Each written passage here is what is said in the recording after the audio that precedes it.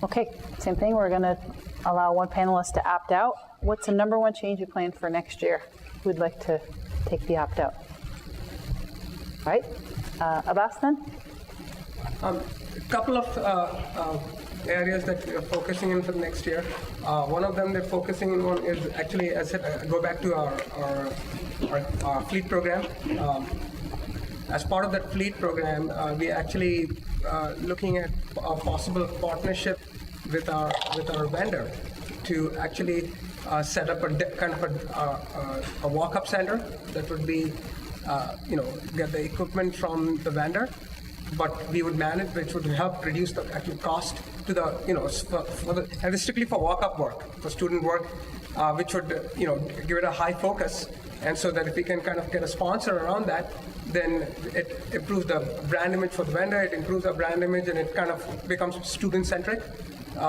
And this would not be at our main center, but it would actually be in a student kind of a walk-up area.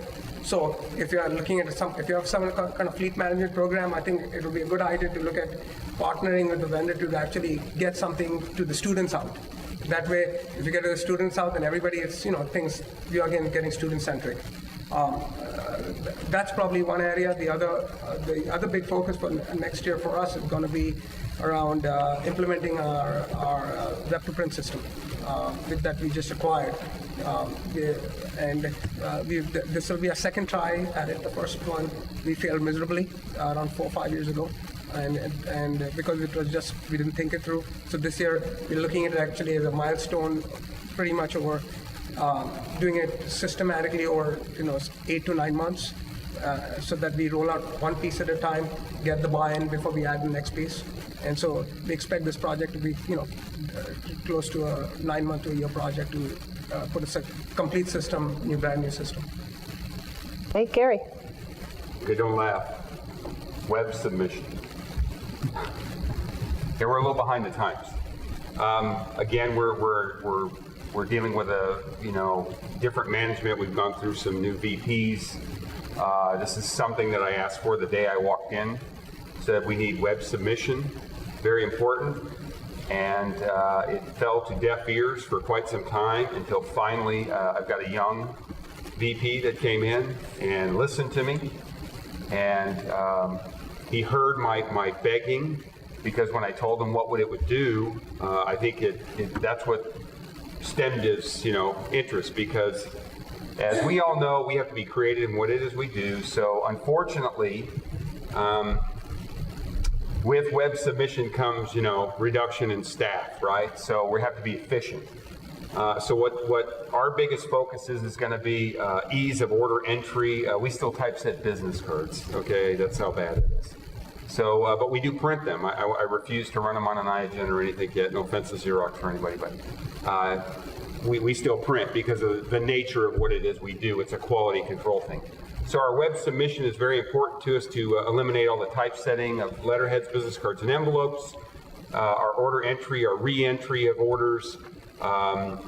We do a lot of course manuals and syllabi, and it seems like every time we're forcing them now to go digital, because they still hand me a stack of papers with paper clips and Post-it notes, stock, this on pink, this on white, this two-sided, this, and then they get mad when we hand them a book that's 500 pages thick, coil bound, and they go, you got this one backwards. We're like, well, that's what we gave you a proof. And they were like, well, we never had a proof before. So hence, we're forcing them now to upload their files, do what they need to do electronically so that I put it all back on them.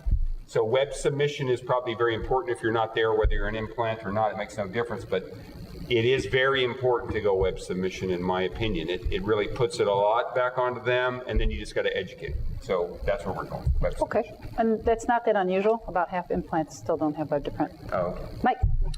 Our biggest move this next year is going to be continuous fed inkjet. We're making the leap this year. We're moving away from our monochrome boxes and making this move into inkjet color. We've got so many customers out there that They're not looking for commercial color, but they're looking for business color. They want their logo in color. They want to highlight certain areas of the document.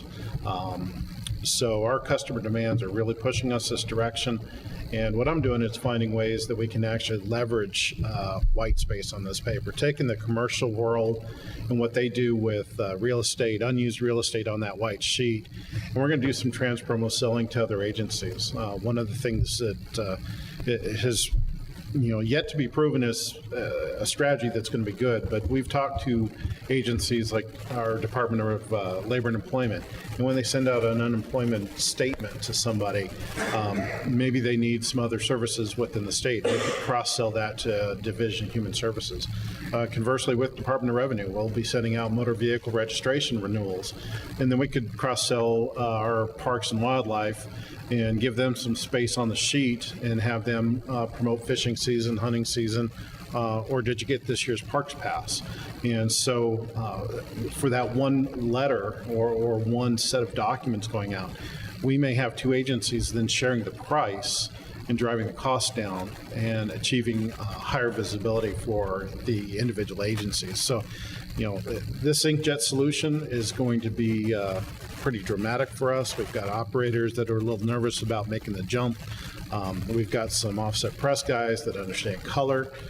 So we think we've got a good mix. That coupled along with a new ADF, our shop is going to be transforming significantly over the next 12 months. Great, thank you.